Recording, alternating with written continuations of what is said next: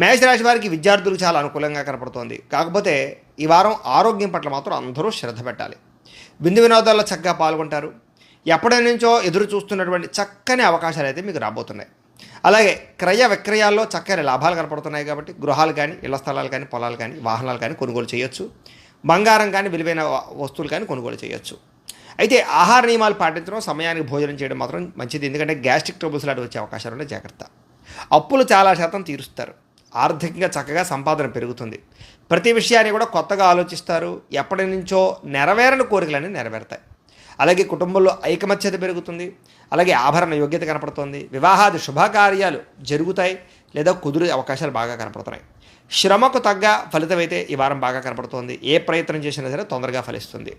అలాగే అన్ని రకాల వ్యాపారస్తుడికి ఈ వారం బాగా విశేష ధనప్రాప్తి కనపడుతోంది. అలాగే శ్రమకు తగ్గ ఫలితం కనపడడం వల్ల ఆనందం కనపడుతోంది. అలాగే విదేశీ యోగ్యత కనపడుతోంది. విహారయాత్రలు చేసే అవకాశాలు ఉన్నాయి. తీర్థయాత్రలు చేసే అవకాశాలు ఉన్నాయి. కొత్త కొత్త కార్యక్రమాలకు శ్రీకారం చుడతారు. ఆరోగ్యం పట్ల శ్రద్ధ పెడతారు. ఆర్థిక పరిస్థితి గతంతో పోల్చుకున్నట్లయితే ఈ వారం చాలా బాగుంటుంది. కొత్త వ్యాపారాలు ప్రారంభం చేసే వారికి అనుకూలతుంది. ఏ పని ప్రారంభం చేసినా సకాలంలో పూర్తవుతుంది. మీకు రావాల్సిన డబ్బులు వస్తాయి. మొండి బాక్య రుసులు అవుతాయి. అప్పులు చాలా శాతం తీరుతాయి.